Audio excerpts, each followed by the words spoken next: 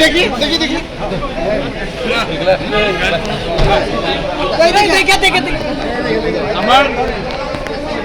আমার বাসায় সখীপুর, মিরেশ্বরাই, টাঙ্গাইল সকল নেতৃবৃন্দ, আসসালামু আলাইকুম।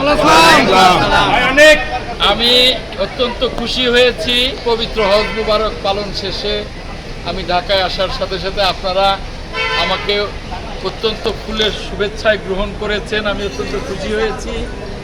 আমি যেমনি আমার জন্য, আমার পরিবারের জন্য দোয়া করেছি, তেমনি আপনাদের জন্য, আপনাদের সকলের জন্য, সারা জাতির জন্য, আমার নেত্রী, দেশনেত্রী ম্যাডাম খালেদা জিয়ার জন্য, আমার নেতা, আমাদের প্রিয় নেতা দেশনায়ক তারেক রহমান সহ বিএনপির সকল পর্যায়ের নেতৃবৃন্দের সাথে জন্য দোয়া করেছি এবং একটা সমৃদ্ধ বাংলাদেশ আমরা যাতে করতে পারি, গড়তে পারি, সেজন্যে দোয়া করেছি মক্কা শরীফে আল্লাহ রাব্বুল আলামিনের কাছে এবং হুজুর পাক সাল্লাল্লাহু আলাইহি ওয়াসাল্লামের কাছে দোয়া করেছি এবং আমি আপনাদের সকলের কাছে যে দোয়া পেয়েছি, আমি হজের প্রত্যেকটি আইটেম অত্যন্ত চমৎকারভাবে করতে পেরেছি। আলহামদুলিল্লাহ।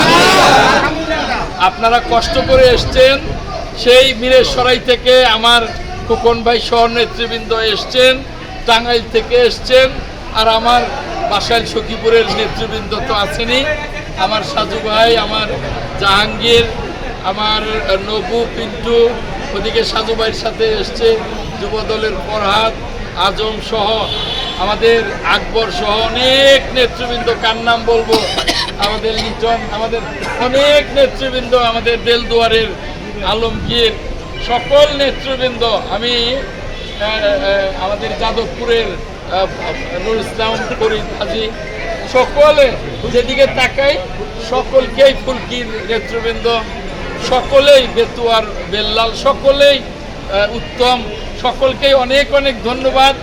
আমি এই ৩-৪টা দিন একটু রেস্ট নিয়ে আমার নেতার সাথে কথা বলবো, প্রয়োজনীয় ঢাকার কাজগুলো করে, চিটং ডিভিশনের কিছু কাজ প্রয়োজনীয় করে যত তাড়াতাড়ি সম্ভব আমি সখীপুরে এবং বাসাইলে চলে আসব ইনশাআল্লাহ।